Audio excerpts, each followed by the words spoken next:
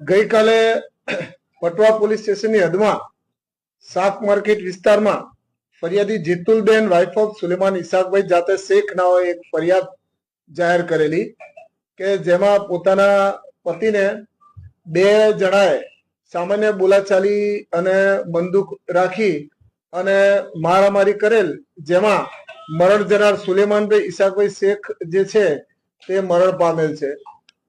આ બનાવ શાક માર્કેટની અંદર તે લોકો સામાન્ય કાગળ વીણવાની, પ્લાસ્ટિક વીણવાની મજૂરી કરતા હોય.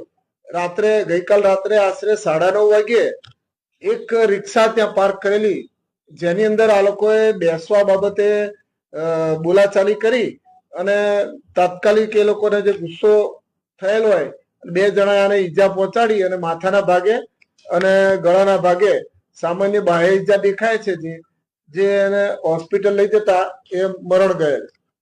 કોની વચ્ચે ઝઘડો થયો? કોને આ બનાવમાં કૃષ્ણા મુટ્ટા ખેર રહે બાપભાઈની ચાલી ભાઈપુરા તથા અરુણભાઈ અમૃતભાઈ ચુનારા, તેઓ આ મરણ જનાર સુલેમાનભાઈની સાથે બેઠા હતા.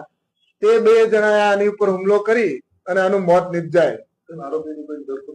આરોપીઓ હાલ પોલીસે બંને આરોપીને ધરપકડ કરેલ છે અને આગળની તપાસ ચાલુ છે.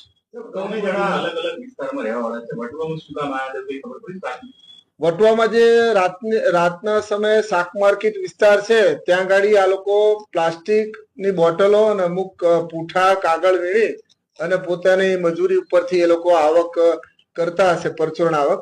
એમાં એ બેઠા હશે શાક માર્કેટમાં અને ત્યાં બોલાચાલી થતા એ લોકોને મારામારી થઈને એમાં આ બનાવ બને છે. હાલ પોલીસ તપાસ ચાલુ છે. વટવા પોલીસ સ્ટેશન એના રેકર્ડ તપાસ કરે છે. અત્યારે કોઈ ગુનાહિત રેકર્ડ જણાય આવતું નથી.